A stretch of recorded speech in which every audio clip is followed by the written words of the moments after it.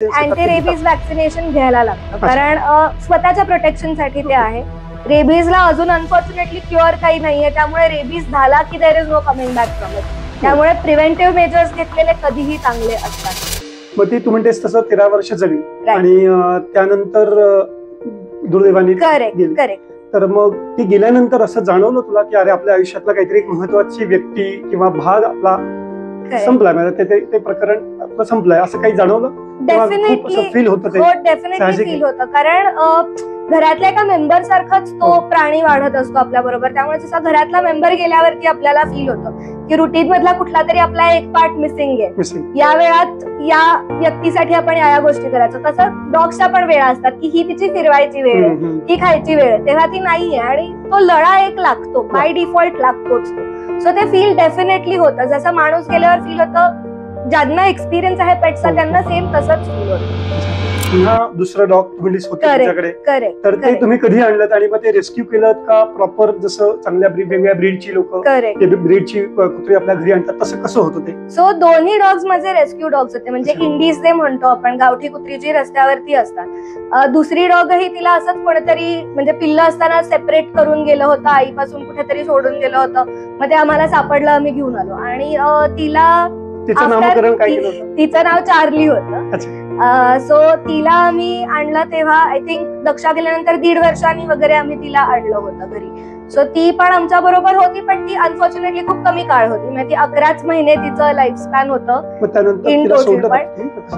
नाही, सो तिला basically cancer detect झाला होता, जो ट्रीट नाही झाला, मग ती त्याच्यातच ती गेली. सो तिचा लाईफ स्पॅन तिला जास्त मिळालेलं नव्हतं. पण मग कॅन्सर डिटेक्ट झाला तेव्हा म्हणजे असं ते विचारणं बरोबर नाही वाटत, पण मला माहिती करून घ्यायचंय म्हणून की ती जसं आपल्या घरात जर दुर्दैवाने कोणाला कॅन्सर झाला नातेवाईकांना, तर ती खूपच म्हणजे यातना देणारी ती सगळी तो पिरियड असतो. बरोबर तसंच झालं असणार की कळलं कसं तुम्हाला की कॅन्सर आहे? काही फीज सांगता या डॉग ट्रेनिंगची, तर ती मग त्या ड्युरेशनवर अवलंबून असते का पर सेशन असते, कसं असतं? सप्रेम नमस्कार. या माझ्या युट्यूब चॅनलवर मी जयंत सहस्रबुद्धे आपल्या सगळ्यांचं मनापासून पुन्हा एकदा स्वागत करतो.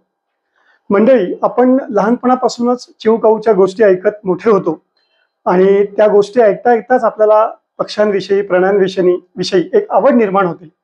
आणि आपल्यापैकी बहुतांश लोकांना आपल्या घरी एक पाळीव कुत्रा असावा, मांजर असावी असं खूप वाटतं. बऱ्याच जणांना ते करायला जमत नाही, कारण घरात तेवढी जागा उपलब्ध नसते किंवा घरचे परवानगी देत नाहीत. आणि काही जणांना तो योग जुळून येतो काही जणांसाठी. आणि मग त्या कुत्र्याचा आपण छोटं पाळीव कुत्रं आणलं, पिल्लू आणलं, तर मग ते आपल्या घरात वाढत असताना त्याच्याबरोबरच आपला जीवन प्रवास चालू राहतो. हे सगळं सांगायचं कारण अशा करता की आजचा जो विषय आपण घेतलाय हा डॉग ट्रेनिंगचा विषय आहे. आपण घरात ज्या पाळीव प्राणी पाळतो, कुत्रा पाळतो, त्याला एक ठराविक पद्धतीने प्रोफेशनल जर ट्रेनिंग दिलं तर त्या कुत्र्याचं आणि आपलं दोघांचं आयुष्य सुखकर होतं. आणि या विषयावर बोलण्याकरता मी आज आमंत्रित केलेली जी पाहुणी आहे तिने स्वतः डॉग ट्रेनिंग हे करिअर चूज केलंय आणि आज आपण तिच्याशी गप्पा मारणार आहोत. मी तुमची ओळख करून देतो, रेवा भागवत हिच्याशी. हॅलो रेवा. रेवा, मला असं सांग की डॉग ट्रेनिंग हे करिअर तू कसं चूज केलंस आणि तुझा तो प्रवास कसा होता ते तर आपण ऐकूच तुझ्याकडनं. राईट. पण तुझ्या घरी लहानपणापासून कुत्रं होतं, पाळीव कुत्रं होतं? सो मी जेव्हापासून मला आठवतंय, I have always grown up with dogs, असं मी नेहमी म्हणते. मी 3 वर्षाची होते जेव्हा आम्ही पहिलं डॉग रेस्क्यू केलं, माझ्या पेरेंट्सनी रेस्क्यू केलं. So I have always grown up with dogs. त्याच्यानंतर तिच्यानंतर अजून एक पेट डॉग आम्ही रेस्क्यू केली. सगळ्यात पहिलं जे रेस्क्यू केलं त्याचं किती लहान होतं ते? अगदीच 45 डेज, 1 महिना ते 1.5 महिन्याच्या मध्ये तिचं एज होतं. ती रस्त्यावरती अशीच सापडली होती, एकटी अबॅन्डन्ड होती बेसिकली. सो आई बाबांनी तिला रेस्क्यू केलं होतं. आणि काय नाव ठेवलं होतं तिचं? तिचं नाव दक्षा असं होतं. आणि त्याच्यानंतरची जी सेकंड डॉग आम्ही रेस्क्यू केली ती सुद्धा साधारण त्याच एज ग्रुप, 1-1.5 महिन्याच्या आसपास आम्हाला ती सापडली होती. मग दक्षा जी होती ती जेव्हा तुम्ही घरात तिला आणलं तेव्हा तू स्वतः किती वर्षाची होतीस? मी 2.5-3 वर्ष साधारण. खूपच लहान. करेक्ट. म्हणजे तुझं लहानपण आणि तिचं लहानपण असं एकत्रच झालं. म्हणजे काही आठवणी सांग. येस. सो जसं तुम्ही म्हणलात की लहानपण आमचं ऑलमोस्ट दोघींचं एकत्रच झालंय. मी जेवढ्या मला लहानपणीच्या आठवणी आठवतात, जेव्हा लोक विचारतात लहान मुलांना की घरी कोण कोण असतं, सो मी नेहमी सांगायचे की मी, आई बाबा, आजी आजोबा आणि कुत्रं. कुत्रं पण हे मी खूप नंतर म्हणायला लागले, कारण मी सुरुवातीला सांगायचे की माझी बहीण असते. मग लोक विचारायचे अच्छा तिचं वय काय आहे, कितवीत आहे ती. मग मला ते क्लॅरिफिकेशन करणं गरजेचं वाटायला लागलं. दक्षा नाव हे it's a human name. So त्यामुळे लहानपणापासून आम्ही एकत्रच मोठ्या झालेलो. तिचं आणि माझं वय साधारण सेमच एज ग्रुपचं असल्यामुळे नेहमी बहिणीसारखंच आमचं एकमेकींची रिलेशन होतं. म्हणजे आईबाबांनी समजा माझे खूप लाड केले तर तिला जेलसी व्हायची, तिचे लाड खूप केले तर मला जेलसी व्हायची. किंवा जसं लहान मुलांचे एकदम एक्सपिरियन्सेस असतात की आपण खात नाही फूड, ते मोठ्या ताईच्या किंवा दादाच्या प्लेटमध्ये सरकवायचं. माझ्या केसमध्ये मी तिच्या प्लेटमध्ये सरकवायचे. सो तेही झालेलं आहे. अच्छा. आणि मग शाळेत जाताना काही एक्सपिरियन्स मागे तू एकदा गप्पा मारताना बोलली होती, राईट, फार आवडला होता. बेसिकली खूप सुरुवातीला तर ती मला शाळेत सोडायला रिक्षापर्यंत आई तिला घेऊन यायची. मग त्यानंतर जेव्हा मी शाळेतून घरी यायचं संध्याकाळी, मी पार्किंग मधून आवाज द्यायचे, आई तिला दार उघडून खाली सोडायची आणि मग माझ्या हाताची डब्याची पिशवी किंवा जे काही सॅक सोडून दुसरं असायचं ते मी तिच्या तोंडात द्यायचे आणि ते ती घरी घेऊन यायची. So that was one of the experience. Great. आणि ही दक्षा म्हणजे मग किती काळ तुमच्या बरोबर राहिली? सो ती 13 वर्ष तिचं पूर्ण जे लाईफ होतं ते पूर्ण जगली ती. सो ती 13 वर्ष होती आमच्या बरोबर. अच्छा. आणि मग तोपर्यंत तुमचं सगळं लहानपण आपण म्हणू सगळं एकत्रच गेलं. मग तुला असं कुठे लहानपणी आई बाबा कुठे बाहेर फिरायला घेऊन जायचे? मग तेव्हा तुम्ही तिला आवर्जून न्यायचाच सगळीकडे? सगळ्या ठिकाणी नाही, पण म्हणजे असं लॉंग ड्राईव्हला गेलोय, कार मधून जातोय वगैरे तर तिला घेऊन गेलोय. कारण आता जेवढा अॅनिमल अवेअरनेस वाढलाय, आता पेट फ्रेंडली मॉल्स आहेत, पेट फ्रेंडली कॅफेज आहेत, तेवढे पूर्वी नसायचे. सो पूर्वी सगळीकडे नेणं पॉसिबल नाही व्हायचं, पण जिकडे जिकडे पॉसिबल आहे लॉंग ड्राईव्हला वगैरे तिकडे आम्ही तिला घेऊन गेलो. मग ती तू म्हणतेस तसं 13 वर्ष जगली आणि त्यानंतर दुर्दैवाने गेली.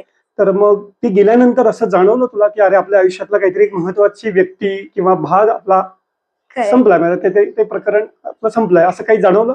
डेफिनेटली फील होतं ते? डेफिनेटली फील होतं, कारण घरातल्या एका मेंबर सारखाच तो प्राणी वाढत असतो आपल्या बरोबर. त्यामुळे जसा घरातला मेंबर गेल्यावरती आपल्याला फील होतं की रुटीन मधला कुठला तरी आपला एक पार्ट मिसिंग आहे. या वेळात या व्यक्तीसाठी आपण या गोष्टी करायचो. तसं डॉग्सच्या पण वेळा असतात की ही तिची फिरवायची वेळ आहे, ही खायची वेळ आहे, तेव्हा ती नाहीये आणि तो लळा एक लागतो, बाय डिफॉल्ट लागतोच तो. सो ते फील डेफिनेटली होतं. जसं माणूस गेल्यावर फील होतं, ज्यांना एक्सपिरियन्स आहे पेटचा त्यांना सेम तसंच फील होतं. अच्छा. आणि मग ती गेल्यानंतर पुन्हा दुसरं डॉग तुम्ही होतं तुमच्याकडे, तर ते तुम्ही कधी आणलं आणि मग ते रेस्क्यू केलं का प्रॉपर जसं चांगल्या वेगवेगळ्या ब्रीडची लोक ब्रीडची कुत्री आपल्या घरी आणतात तसं कसं होतं ते? सो दोन्ही डॉग्स माझे रेस्क्यू डॉग्स होते, म्हणजे इंडीज जे म्हणतो आपण, गावठी कुत्री जी रस्त्यावरती असतात. दुसरी डॉगही तिला असंच कोणीतरी म्हणजे पिल्लं असताना सेपरेट करून गेलं होतं, आईपासून कुठेतरी सोडून गेलं होतं. मग ते आम्हाला सापडलं, आम्ही घेऊन आलो आणि तिला तिचं नामकरण काय केलं होतं? तिचं नाव चार्ली होतं. सो तिला आम्ही आणलं तेव्हा आय थिंक दक्षा गेल्यानंतर 1.5 वर्षांनी वगैरे आम्ही तिला आणलं होतं घरी. सो ती पण आमच्या बरोबर होती, पण ती अनफॉर्च्युनेटली खूप कमी काळ होती. म्हणजे ती 11च महिने तिचं लाईफ स्पॅन होतं इन टोटल. पण नाही, सो तिला बेसिकली कॅन्सर डिटेक्ट झाला होता, जो ट्रीट नाही झाला, मग ती त्याच्यातच ती गेली. सो तिचं लाईफ स्पॅन तिला जास्त मिळालेलं नव्हतं. पण मग कॅन्सर डिटेक्ट झाला तेव्हा म्हणजे आता असं ते विचारणं बरोबर नाही वाटत, पण मला माहिती करून घ्यायचंय म्हणून की ती जसं आपल्या घरात जर दुर्दैवाने कोणाला कॅन्सर झाला नातेवाईकांना, तर ती खूपच म्हणजे यातना देणारी ती सगळी तो पिरियड असतो. बरोबर. तसंच झालं असणार की राईट. कळलं कसं तुम्हाला की कॅन्सर आहे? सो ऍक्च्युली तिच्या केसमध्ये तो एक्झॅक्टली डिटेक्ट नव्हता झाला. डॉक्टरचं जस्ट एक गेस होता म्हणू शकतो आपण की मे बी असू शकतो कॅन्सर तिचं, कारण 1.5-2 महिने आजारपण सुरू होतं आणि आजारपण इन द सेन्स की तिला रोज सलाईन लावायला लागायचं, ब्लड टेस्ट वगैरे वगैरे बऱ्याच गोष्टी सुरू होत्या.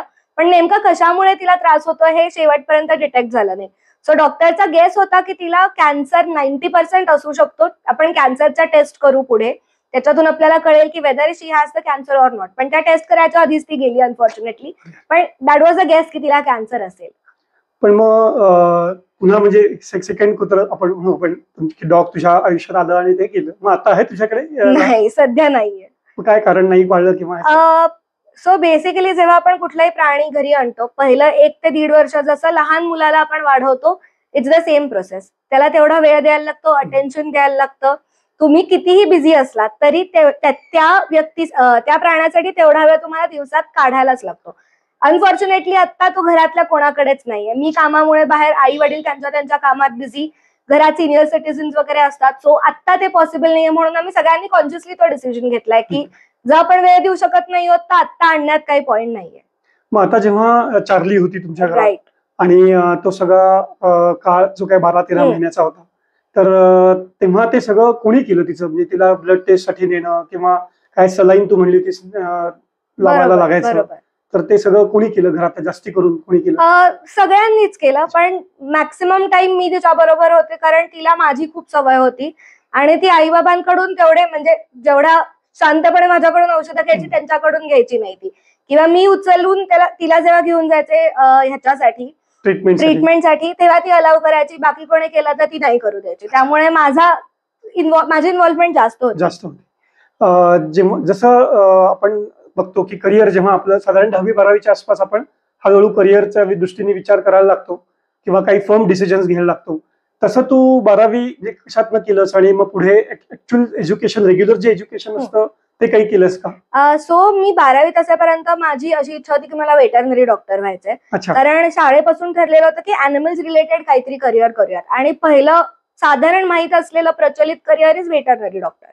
सो मी 12वी पर्यंत माझं शिक्षण सायन्स मधून झालेलं आहे, कारण मेडिकल फील्ड ते असल्यामुळे तुम्हाला सेम मेडिकलचा एंट्रन्स आणि हे द्यायला लागतात.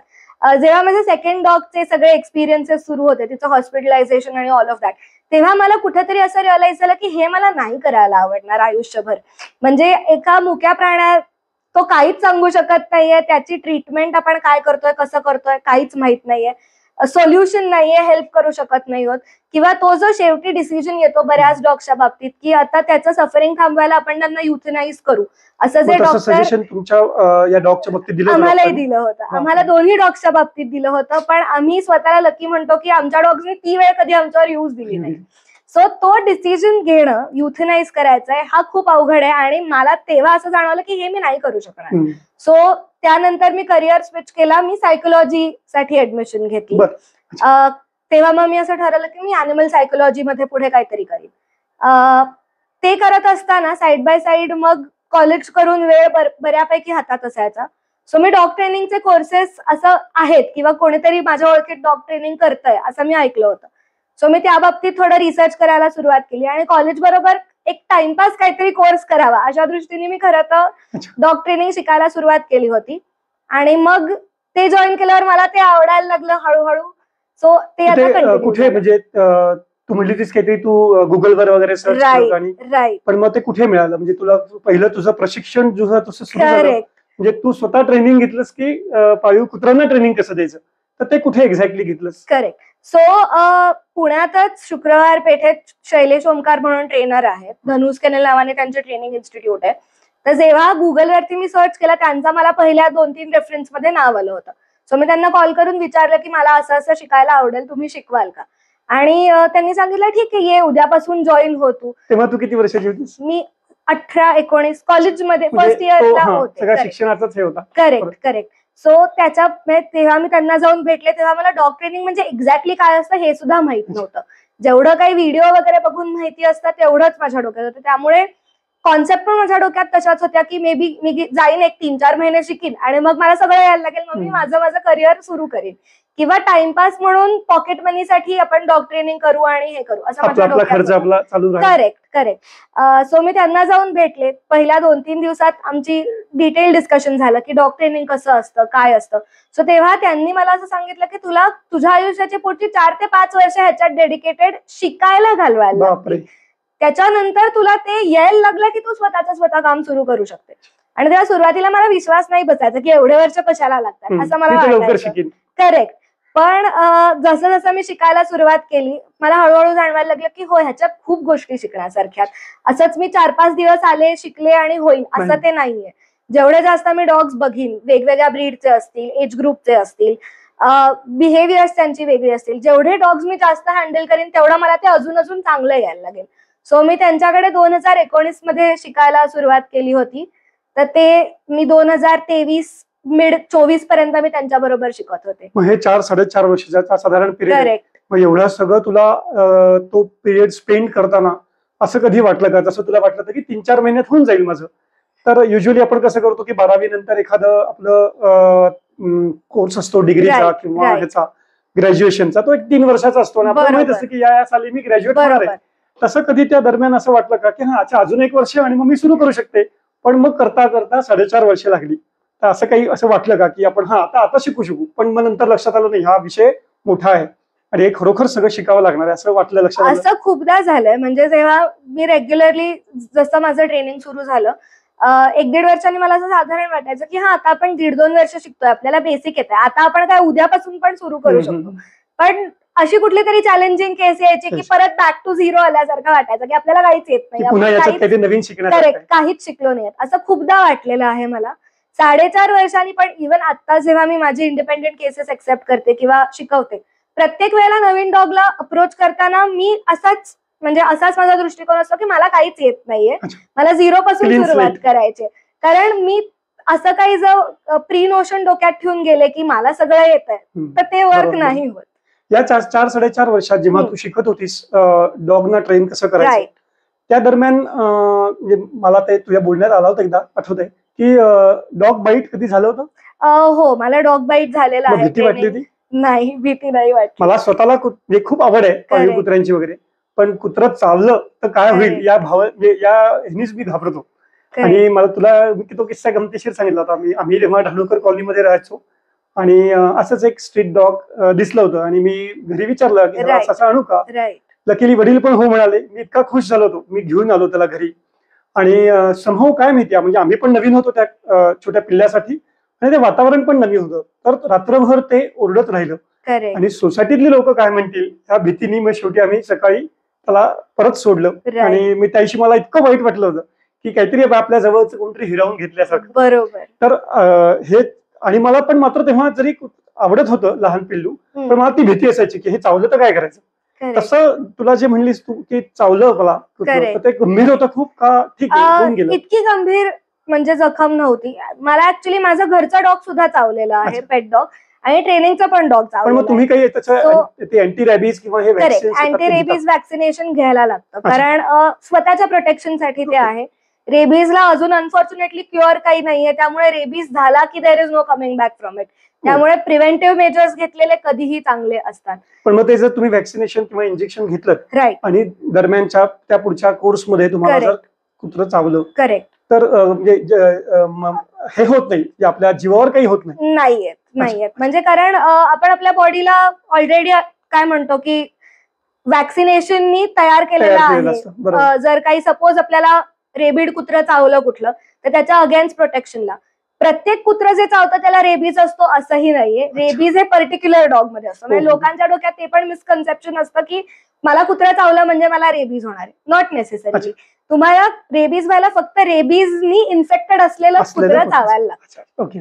मग आता हे 4.5 वर्ष तू शिकलीस, तुझ्या आयुष्यातला एवढा महत्वाचा पिरियड दिलास त्या गोष्टीसाठी, तर वेगवेगळ्या तू मगाशी म्हणलीस तसं ब्रीडची आपण म्हणू, जातीची बरोबर शब्द वापरतोय, आणि वेगवेगळ्या वयाची आपण म्हणू, यांना सगळ्यांना तू हँडल केलंस. तर मी असं बघितलंय बऱ्याच वेळेला की काही काही कुत्रे अगदी खरंच खूप शांत आणि छान वाटतं, असं वाटतं जाऊन त्यांना हात लावावा. पण काही काही दिसायला जेवढी भयंकर नाही म्हणणार मी, भीतीदायक असतात, पण त्यांच्यामध्ये मग अग्रेशन असतं. ते काय असतं, म्हणजे अग्रेशन कशामुळे येतं, त्यांना काय त्याच्या मागचं हे असतं? सो जेनेटिकली अग्रेसिव्ह असलेल्या डॉगचं पर्सेंटेज खूप कमी आहे. म्हणजे जेनेटिकली फादर अग्रेसिव्ह होते म्हणून त्यांच्या मुलांमध्ये अग्रेशन आलं, या केसेस होतात, पण त्याचा नंबर खूप कमी आहे. इन जनरल जेव्हा आपण म्हणतो की एखादं डॉग अग्रेसिव्ह आहे त्याला काही ना काहीतरी रिझन असतं. कुठलंच डॉग जन्मतःच अग्रेसिव्ह नाही, म्हणजे त्याच्यात अग्रेशन ही गुण हा भाव नसतोच बेसिकली. लहानपणी त्याला कोणीतरी काहीतरी त्रास दिलाय, समजा एखाद्या डॉगच्या तोंडात काहीतरी ऑब्जेक्ट आहे, तुम्ही त्याच्या तोंडातून तो हिसकावून काढून घेतलात, हे रिपिटेटिव्ह सारखं किंवा दगड मारलं, तो शांतपणे बसलाय, कोणतरी जाताना हाकलून जातं त्याला, तिथून दगड मारतं किंवा काही एक्झॅक्टली वेगवेगळे एक्सपिरियन्स जेव्हा रिपिटेटिव्ह होतात तेव्हा त्या डॉगच्या मनात असं कुठेतरी येतं की नाही, मला जर स्वतःचं प्रोटेक्शन करायचं असेल तर मी प्रोटेक्शन मध्ये चावलं पाहिजे किंवा मी ऍटलीस्ट दात दाखवले पाहिजेत. मग ते एकदा तो बायटिंगचा इन्सिडेंट झाला की मग ते रिपीट व्हायला पुढे फार वेळ नाही लागत. सो अशा कुठल्या ना कुठल्या तरी एक्सपिरियन्स वरून आपण त्याला कसं वागवतोय, कसं वाढवतोय, या कुठल्या ना कुठल्या गोष्टींवरून तो डॉग बघत असतो आणि त्या ऑब्झर्वेशन मध्ये अग्रेशन तयार होतं. बऱ्याचदा मोस्ट ऑफ द केसेसमध्ये डॉग्सचं अग्रेशन हे सेल्फ डिफेन्स मध्ये आलेलं असतं. डॉग शक्यतो पहिली रिॲक्शन देत नाहीत, ते तुमच्या रिॲक्शनला म्हणून ऍक्शनला रिॲक्शन देतात. सो त्यामुळे we always have to check की ऍक्शन होती का पहिले, त्या डॉगनी रिॲक्शन द्यायला रिझन काय आहे. उगाच असं मनात आलं आणि जाऊन दाखवलं असं नाही होत शक्यतो. त्या 4.5 वर्ष जे तू म्हणलीस की मी सगळं ते ट्रेनिंग वगैरे घेतलं, मग त्यानंतर जसं त्या सरांनी तुझ्या पण सांगितलं होतं की तुला तेवढे ट्रेनिंग घेतल्यानंतर तू स्वतःची प्रॅक्टिस म्हणू आपण किंवा स्वतः सुरू करू शकशील डॉग ट्रेनिंग. तर मग ते तू कधी सुरू केलंस, कधी सुरू केल्यापेक्षा तुला ते क्लायंट्स कसे मिळत गेले. राईट. सो क्लायंट्सची पहिली मिळायची सुरुवात तर इथूनच झाली की मी 4 वर्ष शिकतेय. हे फॅमिलीमध्ये फ्रेंड्समध्ये सगळ्यांना माहित होतं. प्रत्येक वेळेला ज्यांना ऍक्च्युली डॉगची आवड आहे, प्रत्येक वेळेला मी भेटले की विचारलं जायचं, अरे मग आता नवीन काय करतेस, नवीन काय शिकतेस. किंवा त्या 4 वर्षात पण मला खूप जणांनी अप्रोच केलं की माझ्या मित्रांनी कुत्रा घेतलाय तर तू शिकवशील का त्याला. पण बिकॉज मी तेव्हा शिकत होते सो मी तेव्हा काही ट्रेनिंग एक्सेप्ट नाही केली. मग जसं जसं मी इंडिपेंडेंटली करायचं असं डिस्कशन सुरू झालं. सो पहिला तर सर्कल ऑफ कॉन्टॅक्ट हाच होता की फ्रेंड्स आणि फॅमिली मेंबर्स मध्ये कळवायचं की असं असं आता मी सुरू केलेलं आहे. सो इन केस कोणाला तुमच्या ओळखीत हवं असेल तर डेफिनेटली सांगा वगैरे असं. आणि पहिले माझे सुरुवातीचे 5-6 क्लायंट मला तसेच मिळाले की लोकांनी ते लक्षात ठेवलेलं होतं की अच्छा आपल्या ओळखीतली अशी अशी मुलगी आहे जी ट्रेनिंग करते. मग त्यांच्या ओळखीत कधी कोणाला हवं असेल तर माझं नाव रेकमेंड केलं गेलं आणि त्यातून पहिले क्लायंट्स मला मिळाले. सो तो जो कॉन्फिडन्स असतो तो माझा तिथे बिल्ड झाला की एवढे दिवस मी कोणाच्या तरी अंडर शिकत होते, आता जेव्हा इंडिपेंडेंटली सगळ्या गोष्टी हँडल करायच्या. लकीली ते रेफरन्सेस मधले नंबर होते त्यामुळे ती फॉर्मॅलिटी सुरुवातीला नाही आली. त्यामुळे तो कॉन्फिडन्स बिल्ड व्हायला माझी हेल्प म्हणजे मला मदत झाली की ठीक आहे मी हे करू शकते. Along with that social media हे सध्या खूपच एकदम काय म्हणतो उत्तम सुरू असलेली गोष्ट आहे. तुम्ही जर चांगले व्हिडिओज बनवत असाल किंवा तुम्ही तुमच्याकडे जे टॅलेंट आहे ते प्रॉपरली जर दाखवू शकलात तर तुम्हाला बरोबर लोक अप्रोच होतात. सो मग मी सोशल मीडिया पेज माझं सुरू केलं, त्याच्यावरती मी ट्रेनिंगचे व्हिडिओज वगैरे टाकायला सुरुवात केली. जे बघून काही लोकांना ते बघून पण त्यांनी मला डिरेक्टली अप्रोच केलं की हे तू जे शिकवलंस हे चांगलं वाटतंय, आमच्याकडे पण सिमिलर असं केस आहे तर तू शिकवशील का. सो तसे लोक मला हळूहळू अप्रोच व्हायला लागले आणि मग आता इट्स प्युअरली सोशल मीडिया आणि रेफरन्स मधून जे येतात त्याच्यावरती. एरवी मी माझ्या नेहमी बोलण्यामध्ये म्हणतो की सोशल मीडियाचा जास्त वापर करू नका हे, पण अशा प्रोफेशन्स ना सोशल मीडियाची जर मदत घेतली तर डेफिनेटली तो प्रोफेशन आपल्याला ग्रो करायला की स्वतःची ग्रोथ करण्यासाठी डिजिटल मार्केटिंग म्हणून त्याचा उपयोग होतो. आणि मग ती तू जे म्हणलीस की सुरुवातीचे 5-6 क्लायंट तसे झाले, तर मला ती पुढची प्रोसेस समजून घ्यायची होती की समजा आता माझ्याकडे मी एक डॉग रेस्क्यू केलं म्हणा किंवा आपण ते पिल्लू काय मला ब्रीड असेल तर ते विकत घेतो की मला या ब्रीडचं किंवा या स्पेसिफिकेशनचं हवंय आणि मी ते घरात आणलं आणि मला असं कळलं बाबा कुठून तरी किंवा रैवा ही शिकवते, आपला कॉन्टॅक्ट झाला फोनवर आणि त्यामध्ये तू सांगितलंस हे की असं ठीक आहे आपण उद्यापासून तू यायला सुरुवात कर. ते ठरल्यापासून प्रत्यक्ष तू ते ट्रेनिंग दुसऱ्या दिवशीपासून सुरू केलंस आपण गृहीत धरू. ते प्रत्यक्ष तुझ्या हिशोबाने ते छोटस पिल्लू प्रॉपर ट्रेन व्हायला एक तर किती काळ लागतो, म्हणजे आता बरेच प्रश्न विचारतो तुला, किती काळ लागतो. दुसरी गोष्ट तुम्ही काही जी त्याची आपण म्हणलो फीज घेता ती कशा पद्धतीची असते, म्हणजे बाकी सगळ्यांना पण अजून कोणाला जर तुझ्या सर्व्हिसेस या घ्यायच्या असतील तर त्यांनाही कळेल. आणि अजून एक माझ्या कायम डोक्यात येतं की त्या डॉगला जसं ट्रेन करावं लागतं तसं फॅमिली मेंबर्सना पण सगळं काही इन्स्ट्रक्शन्स वगैरे असतीलच, ते थोडंसं काही सांग. ओके. सो प्रोसेस बेसिकली अशी असते, आता आपलं बोलणं झालं, तुम्ही मला अप्रोच केलं, माझा पहिला लाईन ऑफ क्वेश्चनिंग असतो की तुमचे प्रॉब्लेम्स काय काय आहेत, तुम्हाला ट्रेनिंग का करायचंय, हे तुमचा आणि माझा अप्रोच मॅच झाला पाहिजे. पण म्हणजे काही प्रॉब्लेम असेल तरच लोक डॉगला डॉग ट्रेनिंग साठी बोलवतात का एक जनरल पण त्यांची इच्छा असते. आपल्याकडे अजून तरी डॉग ट्रेनिंग बद्दल इतका अवेअरनेस नाही निर्माण झालाय की लोकांना आपलं डॉग नॉर्मल आहे तरी ट्रेनिंग करू असं वाटतं. लोक युजली वाट बघत राहतात की जे काही प्रॉब्लेम आहे तो थोडासा गुरगुरतोय, थोडं कमी होईल काही दिवसांनी, अजून काहीतरी आहे थोडं कमी होईल, आत्ता लीश वरती ओढतोय वॉकला नेताना पण तो छोटा आहे तर हळूहळू कमी होईल. मग ते तसंच ते चालू देतात आणि ती जी सवय असते लहानपणी जे काही ते 1-2दा त्या डॉगने केलेलं असतं, आपण तेव्हा त्याला करेक्ट करत नाही, त्यामुळे त्याला वाटतं हा असंच मी जगायचंय किंवा this is the way of life. मग त्या गोष्टी पुढे वाढत जातात आणि जसं एखाद्या कुत्र्याचं वय वाढतं, त्याचा साईज वाढतो, ताकद वाढते, स्ट्रेंथ वाढते. पिल्लू असताना त्या गोष्टी हँडल करणं खूप सोपं आहे, मोठं कुत्रा झालं की ते हँडल होत नाही. त्यामुळे त्याला ते पिल्लू असतानाच त्याच्यावर योग्य संस्कार म्हणून केल्या गेल्या पाहिजेत, सवयी चांगल्या लावल्या गेल्या पाहिजेत, अगदी बरोबर, जेणेकरून त्या फॅमिली मेंबर्सना पण ते सोपं जातं. करेक्ट. सो जेव्हा असे प्रॉब्लेम्स मोठे झाल्यावरती जेव्हा एकदम काय म्हणतो त्याची इंटेन्सिटी वाढते, मग घरात पण थोडंसं वातावरण घरातलं बिघडतं की तुझ्यामुळे आणलं पण आता तू काही बघत नाहीयेस किंवा सोडून द्या त्याला, हे सगळ्यात पहिलं कॉमनली येणारं हे असतं. मग तेव्हा लोक अप्रोच करतात की आमच्याकडे असं असं डॉग आहे, त्याचे असे असे प्रॉब्लेम आहेत आणि आम्हाला करेक्ट करायचंय. आयडियली प्रत्येकच फॅमिलीनी जेव्हा तुम्ही एखादा नवीन डॉग घरात आणताय, it is as good as तुम्ही एक मेंबर घरात इंट्रोड्यूस केलाय. त्यांच्यात आणि आपल्यात कम्युनिकेशनला काहीच स्कोप नाहीये. सो तुम्ही जर फर्स्ट टाइम पेट पेरेंट्स असाल, तुम्हाला त्याचा काहीच एक्सपिरियन्स नाही, तर इट इज रेकमेंडेड की तुम्ही एखाद्या एक्सपर्टची हेल्प घ्यावी.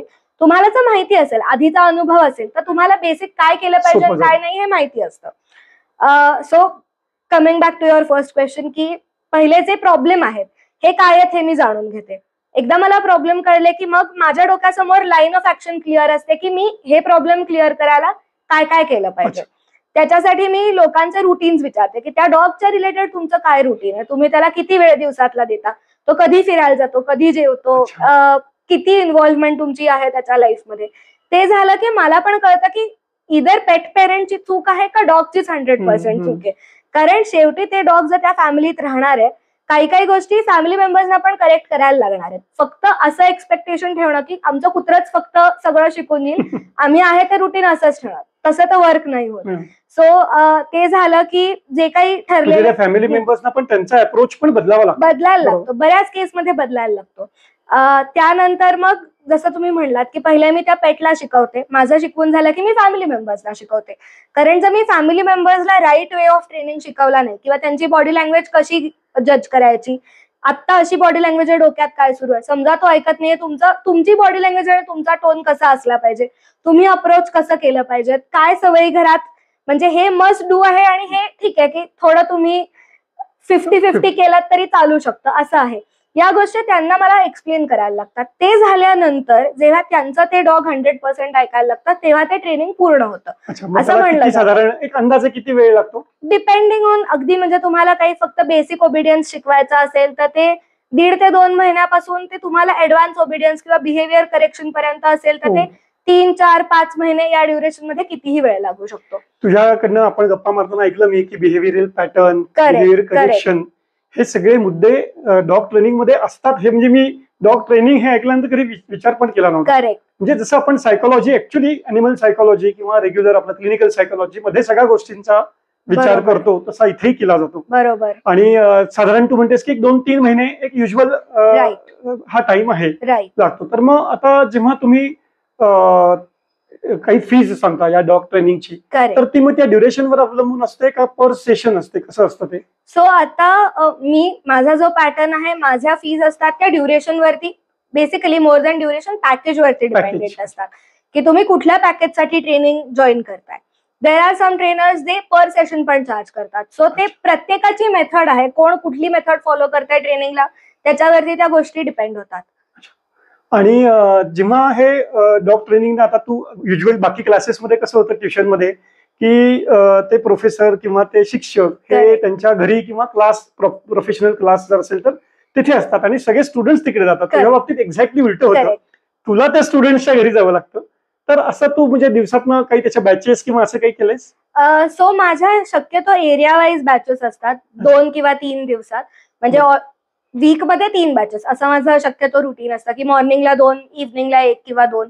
सो ते आता जसं तुम्ही म्हणलात की मला त्या डॉगच्या घरी जायचं असतं, I am suppose to go and meet the student, तर ते ट्रॅव्हल हे सगळं कन्सिडर करून आणि पुण्यातल्या कुठल्या एरियातून ट्रेनिंग आहे, मग शक्यतो जवळजवळच्या एरियातली क्लब करणं सो दॅट ट्रॅफिकचा इश्यू नाही येणार, असं करत त्या बॅचेस असतात. पण डॉग्स मध्ये ट्रेनिंग त्यांच्या घरी देणं इम्पॉर्टंट एका अजून गोष्टीसाठी असतं, कारण त्यांच्या टेरिटरीमध्ये त्यांना शिकवणं हे इम्पॉर्टंट आहे. जसं शेवटी त्यांना तिथेच राहायचं, त्यामुळे तिथेच त्यांचं बिहेवियरल करेक्शन असेल किंवा काही ओबिडियन्सच्या काही बेसिक इन्स्ट्रक्शन असतील त्या त्यांना तिथे लवकर कळतही असतील कदाचित, आणि पुढे त्यांना तिथेच फॉलो करायचं. आपण मुलांसाठी म्हणतो की जेव्हा कुठले नातेवाईक आपल्याला म्हणतात की तुमचा मुलगा किती शांत आहे, पेरेंट्सचं ठरलेलं उत्तर असतं की घरी येऊन बघा म्हणजे तुम्हाला कळेल. हे सेम डॉगच्या पण बाबतीत असतं. बाहेर एखादं डॉग आपल्याला भेटतं आणि ते खूप आपल्याला गुणी शांत वाटतं, त्याचे पेरेंट्स तुम्हाला तेच सांगतील की घरी येऊन बघा म्हणजे तुम्हाला कळेल. सो मेन सगळे जे प्रॉब्लेम आहेत ते घरी करेक्ट करणं हे मी जास्त प्रिफर करते. बरोबर. मला एक अजून हे व्हायचं की जसं डॉग ट्रेनर असतात तर उद्या आता समजा मला जे आता आजकाल न्यूक्लिअर फॅमिली झाल्या, पूर्वी तरी जॉईंट फॅमिली असते की जरी कोणी दोघं जण कुठे गावाला गेले काय कामाच्या निमित्ताने बाहेर गेले तर कोणी ना कोणी असायचं. आता न्यूक्लिअर फॅमिली झाल्यापासून नवरा बायको, एक मूल किंवा 2 मुलं आणि डॉग. तर मग आता ह्यांना जर समजा कुठे बाहेर जायची वेळ आली, गावात जायची वेळ, जे अपरिहार्य असतं, दरवेळेस काय आपण दर महिन्याला फिरायला जात नाही, पण जर असं कुठे जायची वेळ आली तर मग त्या डॉग्सचं काय करायचं हा खूप मोठा प्रश्न असतो. तर तुझ्या बोलण्यात एकदा आलं होतं की त्या डॉगचं हॉस्टेल पण असतं, असं काही असतं? राईट. सो आता डॉग हॉस्टेल ही पण कॉन्सेप्ट सुरू झालेली आहे. म्हणजे जसं लहान मुलांचं डे केअर असतं, सो डॉग डे केअर हा पण ऑप्शन बऱ्याच ठिकाणी अवेलेबल असतो. पण मग डे केअर म्हणजे फक्त एका दिवसासाठी मी सकाळी सोडलं आणि संध्याकाळी घेऊन आलो म्हणजे जे जसं तुम्ही म्हणलात की समजा फक्त वर्किंग कपलच आहे, त्यांनीच फक्त कुत्रा पाळलेलं आहे, दिवसभर 8 ते 8 ते समजा जॉबला जाणार आहे, त्यांच्याकडे वेळ नाहीये, तर डे केअर कॉन्सेप्ट मध्ये तुम्ही सकाळी जाताना तुमच्या डॉगला तिकडे सोडून जाता, संध्याकाळी तुमचा जॉब झाला, करेक्ट, तुम्ही त्यांना घरी येऊन परत आपल्या घरी घेऊन येता. तसं डे केअर बरोबर हॉस्टेल ही पण कॉन्सेप्ट आहे की समजा मला आठवडाभर जायचंय ट्रिपला, मी आठवडाभर नाहीये पुण्यात, तर आठवडाभर मी माझ्या डॉगला तिकडे सोडून गेले. मग तुमचं जे त्या डॉगचं रुटीन असतं की सकाळी समजा 8 वाजता त्याला खायला देता, 9 वाजता फिरायला नेता किंवा जे काही आहे, तर सेम तुमचं तसं रुटीन तिकडे फॉलो केलं जातं. आता अलॉंग विथ हॉस्टेल आजकाल पेट सिटर्स ही पण कॉन्सेप्ट आहे. म्हणजे समजा तुम्हाला तुमच्या डॉगला दुसरीकडे कुठे सोडायचं नाहीये, तर तुमच्या घरात जास्त कम्फर्टेबल आहे, सो हे जे पेट सिटर्स असतात ते तुमच्या घरी येऊन राहतात आणि तुमच्या डॉगचं जे रुटीन असतं, जे काही 2 दिवस 4 दिवस 5 दिवस, त्या रुटीन त्या वेळेला त्या गोष्टी ते फॉलो करतात. म्हणजे राईट फ्रॉम अगदी औषधं द्यायची असतील, अजून काही स्पेसिफिक नीड्स असतील, सो ते सगळ्या त्या फुलफिल करतात. म्हणजे घरात एखादा माणूस आपलं ऍडमिट असेल, आपण असंही बोलवतो प्रोफेशनल, सगळी त्यांची काळजी घ्यायला वगैरे, तसं हे काही प्रॉब्लेम जरी नसला तरी त्या ठराविक एका पिरियड पुरतं आपल्याला हवं असतं म्हणून काही दिवसांसाठी आणि काही वेळेसाठी ते येतात. हॉस्टेल आणि डे केअर हे सगळं आपण बघितलं. बऱ्याच वेळेला असं मी 1-2 किस्से ऐकले आणि मला थोडंसं वाईट वाटलं होतं की 1-2 फॅमिलीजनी लहान मुलं मागे लागली आणि सुरुवातीची हाऊस म्हणून पाळीव कुत्रं पाळायला छोटस पिल्लू आणलं. 6 महिने वर्ष त्यांनी ते केलं, पण नंतर ती मुलं काही कारणाने अभ्यासामुळे किंवा हे त्यांना जमायचं नाही आणि नकोसं झालं ते त्या फॅमिलीला कुत्रं. माहित नाही कसं, वास्तविकता आपला एवढा जीव लावतो त्या ह्याच्यावर, पण समहाऊ त्यांना झालं ते आणि त्यांनी ते सोडून आले कुठेतरी लांब. एकदा जवळ सोडलं तर ते कुत्रं परत घरी आलं, त्यांनी परत सोडलं, ते म्हणलं आमचा नाईलाज होता. पण मग माझं असं म्हणणं आहे की त्यामध्ये हे तुझ्याशी मी एकदा गप्पा मारताना तुम्हाला सांगितलं की कुठल्या तरी हॉस्टेलचं असं झालं होतं, की मला ते जरा थोडंसं सांग ना आपल्या प्रेक्षकांना. सो असं जेव्हा तुम्ही म्हणलात की आपल्याला झेपत नाहीये, आपल्याकडून हँडल होत नाहीये, मुलांनी हट्ट केले म्हणून डॉग आणलं, पण आता त्याचं काहीच करता येत नाहीये पुढे, आपल्याला वेळही देता येत नाहीये आणि हाऊस किंवा काय म्हणतो घरातला तो एक मेंबर व्हायच्या ऐवजी त्याचा त्रास व्हायला लागलाय, या सिच्युएशनला जेव्हा जातं तेव्हा लोकांचं पहिली रिॲक्शन असते की आपण देऊन टाकू त्याला. नॉट एव्हरीबडी, म्हणजे आता समजा मी असं ठरवलं की मला माझ्या कुत्र्याचं होत नाहीये, मी त्याला देऊन टाकणार, मी ऑब्व्हियसली बघेन की त्याला दुसरं घर मिळतंय का, मी माझ्या ओळखीत कोणी आहे का, अडॉप्शन साठी द्यायचा प्रयत्न करीन वगैरे. पण बऱ्याच केसमध्ये असं होतं की अडॉप्शनला पण म्हणजे तुम्हाला द्यायचंय पण कोणी जर घ्यायला तयार नसेल तर ते कुत्रं खूप काळ तुमच्याकडेच राहतं, मग लोक सोडून येतात. जसं तुम्ही म्हणलात की कुठेतरी लांब जायचं आणि त्याला सोडून यायचं, तर तसा जो एक्सपिरियन्स मी तुम्हाला सांगितला होता की सुरुवातीला एक हॉस्टेल पुण्यात बावधनच्या इकडे एक हॉस्टेल आहे, तर सॉरी सुरुवातीला पुण्यात बावधनच्या इथे एक हॉस्टेल आहे, तिकडे एक मॅम चालवतात ते हॉस्टेल बेसिकली. तर कोणीतरी डॉग हॉस्टेलला म्हणून कुत्रं सोडून गेलं विथ द हे की 4 दिवसांनी आम्ही येऊन त्याला घेऊन जाऊ. त्यांनी 4 दिवस त्याचं सगळं प्रेमाने वगैरे केलं. 4 दिवसांनी त्यांनी फोन करायला सुरुवात केली जेव्हा फॅमिली येऊन पिकअप करणार होती, पण समहाव फॅमिलीचे कॉल्सच लागले नाहीत, कॉन्टॅक्टच झाला नाही. असं करत त्या एक आठवडाभर वगैरे थांबल्या की मे बी फॅमिली इमर्जन्सी काहीतरी असेल म्हणून जमलं नाही. मग त्यांनी जे काही ऍड्रेस डिटेल्स वगैरे दिल्या होत्या तिकडे जाऊन चेक केला तर ते फेक ऍड्रेस होते बेसिकली. तर ती जी कुठली फॅमिली होती त्यांनी त्या कुत्र्याला तिकडे सोडूनच दिलं आणि ते निघून गेले. सो असे पण किस्से होतात. मग जेव्हा लोकांना कुठेतरी सोडायचंय पण कुठे सोडायचंय हे कळत नाही, मग लोक असं बघतात की डॉग हॉस्टेलवाला कोणीतरी आहे, जे डॉग रेस्क्यू सेंटर्स असतात त्या रेस्क्यू सेंटरच्या बाहेर सोडायचं किंवा कुठला तरी डॉक्टरचं क्लिनिक आहे वेटरनरी त्याच्या बाहेर सोडायचं. म्हणजे त्यांची इच्छा असते की या लोकांना माहिती आहे तर हे सांभाळू शकतील, पण त्यांचा पण विचार आपण तेवढाच केला पाहिजे की त्यांच्याकडे काय सिच्युएशन आहे. त्या अनुषंगानेच मी म्हणलं होतं आपल्या जेव्हा गप्पा झाल्या की लोक हौसेने करतात, आणतात की आता आपल्याला आपल्याकडे पण शेजारच्या कोणाकडे तरी आपल्याकडे पण असलं पाहिजे. बरोबर. आणि पण तेव्हा हे जे तू आता सगळं सांगितलंस की त्या डॉगचं बिहेव्हिअरल पॅटर्न, त्याला द्यायच्या असलेल्या इन्स्ट्रक्शन्स, वेळ पडली तर एखाद्या प्रोफेशनलची हेल्प घ्यायची, त्याला आपण देऊ, जसं आपण घरातल्या लहान मुलाला वेळ देतो तसा त्यालाही वेळ द्यावा लागतो. आणि प्लस त्याच्यावर जो काही खर्च करावा लागतो, त्याचं व्हॅक्सिनेशन असेल किंवा काही त्याला स्पेसिफिक फूड द्यावं लागत असेल, त्याची ट्रीटमेंट असेल, तर या सगळ्याची लोकांना कल्पना आधी नसते. हौसे खातर आणतात आणि मग जसं ते डोईजड व्हायला लागतं आपण असं म्हणू, तसं मग ते सोडतात. हे खूप दुर्दैवी आहे, असं नाही घालत हे. म्हणून मी कायम लोकांना हा विषय आमचा कधी मित्र परिवारामध्ये वगैरे जेव्हा निघतो तेव्हा सांगतो की हा विचार जरूर केला पाहिजे. दुसरं अजून एक मला आठवतं की काही वर्षापूर्वीची गोष्ट आहे. माझी एक मैत्रीण होती, ती वेगळ्या राज्यात राहायची, म्हणजे फॅमिली तिथे होती आणि इथे आयटी मध्ये इथलं जॉईनिंग मिळालं म्हणून इथे आली. सुरुवातीचे 2-4 महिने इथे राहिली. मग तिला ते सारखं वाटायला लागलं की अरे आपल्या तिकडे घरी एक छोटं डॉग होतं, आपल्याला सवय आहे त्याची, आपण इथे पण पाहू. तसं तिने आणलं, ते रेस्क्यू करूनच आणलं मला वाटतं, आणि ती ते राहायला लागली. छान सगळं, तिने आधीचा एक्सपिरियन्स असल्यामुळे त्यांनी त्याला छान हे केलं वगैरे. पण कधीही संध्याकाळी उशीर झाला की तिचा अर्धा जीव साहजिक आहे तिथे असायचा.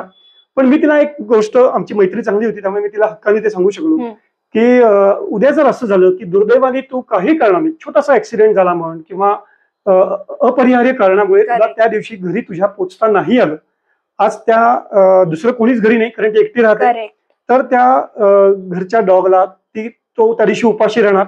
अच्छा, तुम्ही त्याला इन्स्ट्रक्शन्स दिलेले असतात आणि सगळं ते ट्रेनिंग दिलेलं असतं, त्यामुळे बाहेर जाऊन करायचे जे काही विधी असतात, शिवशी असतात, ते तो घरात करणार नाही किंवा मग शेवटी नाईलाज असतो जबरदस्तीने करणार, म्हणजे थोडक्यात त्याचे हाल होणार. तर तुम्ही तो विचार केला पाहिजे की आपल्याला हौस आहे म्हणून मी आज इथे एकटाच राहतोय, किंवा मी आहे समजा कुठल्याही गावचा आणि मी कामानिमित्ताने पुण्यामध्ये राहायला आलो किंवा कुठेही राहायला आलो आणि मला आवडतं म्हणून मी घरात पिल्लू पाळायला आणलं आणि मी करतोय रोज त्याचं, ठीक आहे. पण असं जर काही दुर्दैवी घडलं तर तुम्ही काय करणार आहात?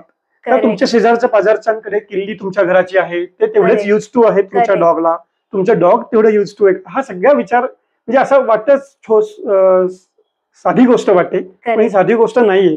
ते मुका जनावर बिचार ते सफर नाही होता कामा, असं मला खूप तळमळीने वाटतं. दुसरं व्हॅक्सिनेशनचं मी बोललो होतो, तो खूप छान इन्फॉर्मेशन दिली होतीस की जशी आपण, जसं पुन्हा तोच विषय की लहान मुलांना जशी व्हॅक्सिनेशन देत राहतो आपण एक ठराविक वयाची होईपर्यंत, तसं ह्यांची व्हॅक्सिनेशन पण असतात आणि ती व्हेटरनरी डॉक्टरकडे जाऊन घ्यायची. काय थोडंसं सांगू शकशील? येस. सो जसं तुम्ही म्हणलात की लहान मुलांचे त्या वयातले व्हॅक्सिनेशन असतात. जसं पीडियाट्रिक डॉक्टर लहान मुलांना ट्रीट करतो, तसे व्हेटरनरी डॉक्टर अॅनिमल्सला ट्रीट करतात. सो तुमच्याकडे पिल्लू आल्यानंतर तुम्ही तुमच्या पिल्लाला तुमच्या जवळपासचे जे कोणी व्हेटरनरी डॉक्टर असतील किंवा एक्सपिरियन्स मधले चांगले जे डॉक्टर असतील त्यांच्याकडे तुम्ही त्यांना घेऊन जाणं एक्सपेक्टेड आहे.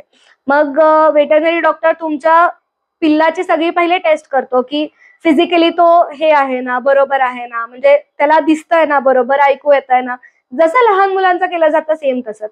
त्यानंतर ठराविक वयाला त्यांना वॅक्सिन्स द्यायला लागतात, म्हणजे अँटी रेबीज असतं, 9-in-1 वॅक्सिन असतं, ज्याच्यात मेजर जे त्यांना होणारे इन्फेक्शन असतात त्याच्यासाठीचं होऊ नये म्हणून वॅक्सिन असतं. मग त्याचेही डोसेज असतात की एक डोस आत्ता, दुसरा डोस ठराविक दिवसांनी, त्याच्यानंतर तिसरा, मग बुस्टर डोस असतो बऱ्याच केसमध्ये, किंवा डिवर्मिंग करायला लागतं त्यांचंही, पोटात जंत होऊ नयेत ह्यासाठी औषध द्यायला लागतं. आणि जसं तुम्ही मगाशी न्यूट्रिशन बद्दल म्हणलात, बऱ्याचदा असं आपण म्हणतो की आता माझ्या पूर्वीच्या डॉगला समजा मी पोळी आणि भाकरी द्यायचे, आताच्या पुढच्या डॉगला मी देऊन बघितलं तर तिला ते सूट होईलच असं नाहीये. प्रत्येक डॉगला काही ना काहीतरी, जसे आपल्याला फूड अलर्जीज असतात तसे त्यांनाही असू शकतात. सो व्हेटरनरी डॉक्टरकडे तुम्ही गेलात की डॉक्टर तुम्हाला सजेस्ट करतो की हे फूड तुम्ही त्यांना देऊ शकता. त्याच्यात पण आता पिल्लू असताना तुम्ही फीडिंग टाइम काय ठेवले पाहिजेत, किती क्वांटिटी दिली पाहिजे, मग ती हळूहळू रिड्यूस कशी करायची, हे समजा XYZ एक फूड नाही द्यायचंय तर त्याच्याबरोबर ऑप्शन मध्ये तुम्ही दुसरं काय देऊ शकता.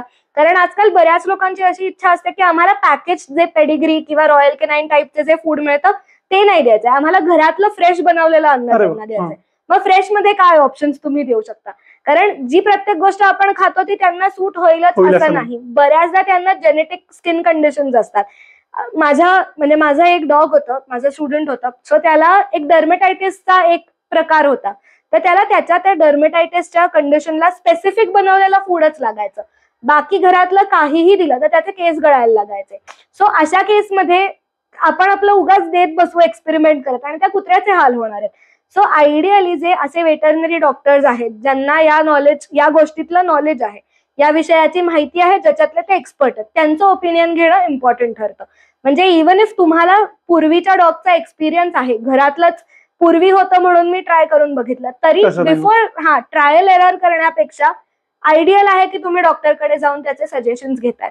वॅक्सिनेशन असो, न्यूट्रिशन असो किंवा अजून काही गोष्टींचे तुम्हाला सजेशन्स हवे असतील, त्या लोकांना एक्सपर्ट्सना अप्रोच करणं गरजेचं आहे. सिलेबस विषयी तू म्हणली तीस की अगदी सुरुवातीला या डिस्कशनच्या की समोरच्या क्लायंटला काय एक्झॅक्टली हवंय हे जेव्हा मला कळतं की त्या डॉगच्या बिहेव्हिअरचा पॅटर्न काही चुकीचा वाटतोय किंवा जे काय असेल ते अंडरस्टँड केल्यानंतर तू तुझा सिलेबस ठरवतेस. मला हा शब्द खूप मजेशीर वाटला होता या केसमध्ये, कारण मी आतापर्यंत फक्त ऐकलंय की लहान मुलांचा सिलेबस किंवा या काय सायन्सचा सिलेबस, आर्ट्सचा सिलेबस, तसं आता हे पण सिलेबस आहे. छान वाटलं.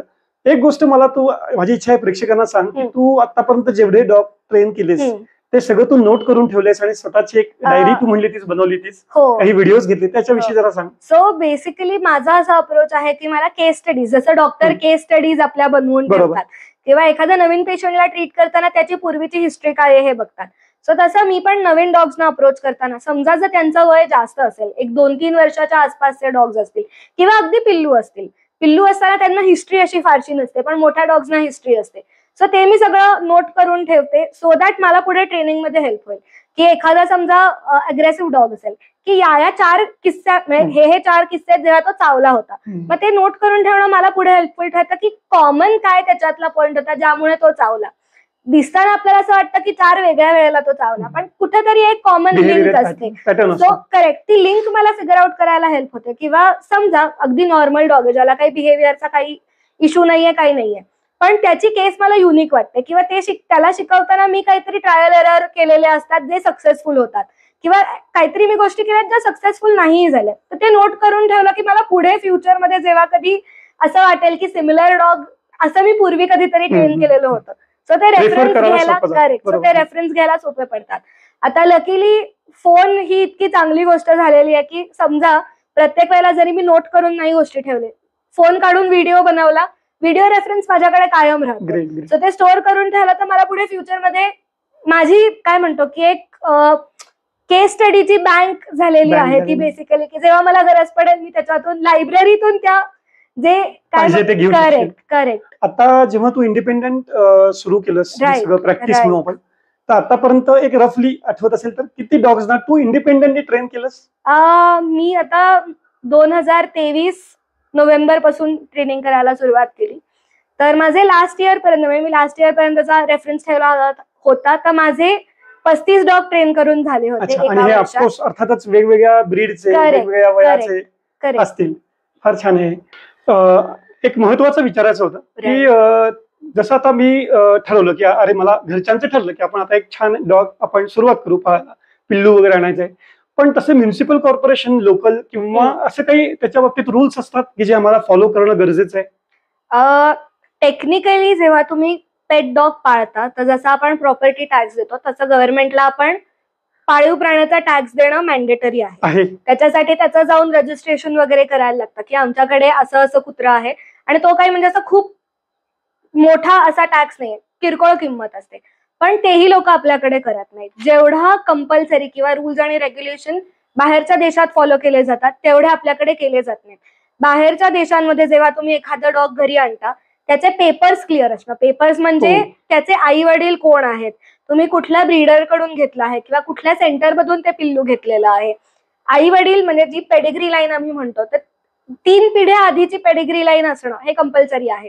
म्हणजे फादर, ग्रँडफादर, त्यांचे फादर, आणि सेम की मदर, ग्रँडमदर आणि त्यांची आई, असं हे 3 लाईन्स असणं दोन्ही साईडचं मॅन्डेटरी आहे.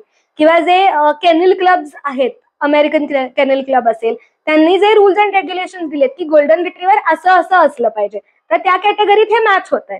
असे जे सर्टिफिकेट्स आहेत ते असणं गरजेचं आहे. तुम्ही जेव्हा पेट डॉग पाळता घरी तेव्हा त्याचे तुम्हाला एक तर ट्रेनिंग, तुमचा डॉग ट्रेंड आहे याचं सर्टिफिकेट असणं मॅन्डेटरी आहे, कारण आपल्या डॉगमुळे दुसऱ्या कोणाला त्रास नाही झाला पाहिजे. जसा इन्शुरन्स आपण भरतो तसं त्या डॉगचा इन्शुरन्स भरणं बाहेरच्या देशात बऱ्याच मॅन्डेटरी असतं. आपल्याकडे असं काहीच नाहीये. आपल्याकडे आपण फक्त कुठून तरी डॉग आणतो आणि पाळतो. म्हणजे म्हणायला गोल्डन रिट्रीव्हर असतं, पण तो ब्रीडर एथिकल आहे का हे माहित नसतं. म्हणजे एथिकल ब्रीड काय म्हणले तो शब्द? एथिकल ब्रीडर आहे का. सो एथिकल ब्रीडिंग म्हणजे काय, म्हणजे एथिकल किंवा अनएथिकल ब्रीडिंग म्हणजे बेसिकली काय, जेव्हा मी गोल्डन रिट्रीव्हरचं ब्रीडिंग करते, हे केनल क्लबने जे रूल्स किंवा जे क्लासिफिकेशन घालून दिले की गोल्डन रिट्रीव्हर असं असं असलं पाहिजे, त्याचं डोकं असं पाहिजे, शेपूट अशी पाहिजे, थायचा अँगल असा पाहिजे किंवा जे काही आहे, त्या केसमध्ये ते बसतंय का कुत्रं. जर बसत असेल तर ते प्युअर ब्रीड गोल्डन रिट्रीव्हर आहे असं म्हणलं जातं. जर बसत नसेल तर ते प्युअर नाहीये, काहीतरी त्याच्यात जेनेटिक डिफॉर्मिटी आहे किंवा ते जेनेटिकली फिट नाहीये. बरेच जेनेटिक डिसऑर्डर्स असतात डॉग्सना. म्हणजे आता हिप डिस्प्लेसिया नावाचा एक प्रकार असतो, तर तो जेनेटिकली पास ऑन होऊ शकतो पुढच्या पपीजना. तर ज्या पपीला हिप डिस्प्लेसिया डायग्नोज झाला त्यांनी पुढे ब्रीडिंग नाही केलं पाहिजे, कारण त्याच्यामुळे तो पुढच्या जनरेशन्सला जाऊ शकतो. सो असं जेव्हा जी लोक एथिकली ब्रीडिंग करतात ती त्या डॉगचं, फिमेल असू दे मेल असू दे, ते प्रॉपर एज ग्रुप मध्ये आल्यानंतर त्यांचं मीटिंग करतात. त्यांना प्रॉपर न्यूट्रिशन दिलेलं असतं. 2 लिटर्स मध्ये म्हणजे 2 मीटिंग मध्ये पुरेसा वेळ दिलेला असतो. एन्व्हायरमेंट कसं असतं हे सगळे रूल्स त्यांनी फॉलो केलेले असतात. वॅक्सिनेशन वगैरे सगळं टाइम टू टाइम असतं. बिहेवियर कन्सिडर केलं तर ती डॉग्स न्यूट्रल असतात की त्यांच्या थ्रू जेनेटिकली एग्रेशन वगैरे पुढे पास ऑन होणार नाहीये. पण जी लोक अनएथिकली ब्रीडिंग करतात त्यांच्यासाठी एक मेल एक फिमेल आणायचं, मेटिंग करायचं, पिल्लं असतील ती विकायची. मग त्या केसमध्ये पेपर्स क्लिअर नसतात. जेनेटिकली असे डिसऑर्डर्स पुढे पास ऑन होत राहतात. किंवा बऱ्याचदा म्हणजे काही माझ्या घरात मी डॉग पाळलंय आणि मला इच्छा आहे की तिला एकदा तरी पिल्लं व्हावीत, म्हणून तिची जी पिल्लं झाली मग ती ओळखीच्या कोणाला तरी दिली, असंही केलं जातं. सो त्या केसमध्ये की आपण कुठल्या ब्रीडर कडून डॉग आणतोय तो एथिकल आहे का हे चेक करणं गरजेचं आहे. डॉग आणल्यानंतर हे जे म्युनिसिपल कॉर्पोरेशनचं जे मी म्हटलं की रजिस्ट्रेशन आणि टॅक्स भरणं टेक्निकली मॅन्डेटरी आहे. नंतर मायक्रोचिपिंग हा पण आजकाल प्रकार होतो. म्हणजे तुमच्या डॉगच्या कानामध्ये एक छोटीशी चिप इन्सर्ट करतात. नाही, खूप छोटी मायनर सर्जरी असते. सो मायक्रोचिपिंगनी बेसिकली काय होतं की तुमचा कुत्रा समजा कुठे पळून गेला तर त्याचं तुम्हाला लोकेशन मिळत राहतं. जीपीएस ट्रॅक केल्यासारखं त्या मायक्रोचिपिंगनी हेल्प होते. सो या गोष्टी करून घेणं इज ऑलवेज हेल्पफुल. आणि अलॉंग विथ दॅट ट्रेनिंग तुम्ही केलं ॲट द अर्ली स्टेज तर तुमच्या डॉगमुळे बाकीच्यांना त्रास होणार नाहीये आणि तुम्हाला पण ते लाईफ लॉंग हँडल करणं सोपं जाणार आहे. असं सगळं आहे मंडळी. विषय मी जेव्हा हिच्याशी पहिल्यांदा गप्पा मारल्या आणि सगळा विषय समजून घेतला, मी अगदी याच ह्यानी गेलो होतो की अच्छा डॉग ट्रेनिंग आहे म्हणजे काय 10-15 मिनिटात तिचं सांगणं होईल, आपण बघू काय. पण ते इतकं इंटरेस्टिंग होत गेलं सगळं आमची चर्चा. आणि मला एक विशेष वाटतं की ज्या काय म्हणू आपण तळमळीने आणि ज्या ह्यानी ती बोलते त्यानंतर आपण म्हणजे थांबवावं असं वाटतच नाही. पण शेवटी एपिसोड करतोय आपण पॉडकास्टचा, त्यामुळे त्याला पण थोडी बंधनं आहेत वेळेला. किती वेळाचा असावा पॉडकास्ट म्हणजे तो इंटरेस्टिंग राहील आणि शेवटपर्यंत लोक बघतील, हाही एक फॅक्टर असतो. आणि या सगळ्या ह्याच्यामध्ये खूप छान मला म्हणजे मार्गदर्शन केलंच आपण म्हणून. तुला पुढे तुझ्या डॉग ट्रेनर या जर्नीसाठी खूप खूप शुभेच्छा. Thank you so much. आणि या नोटवर आपण आजचा कार्यक्रम थांबवू. तुम्हाला हा जर कार्यक्रम आवडला असेल तर जरूर याला लाईक, शेअर, सबस्क्राईब करा. धन्यवाद.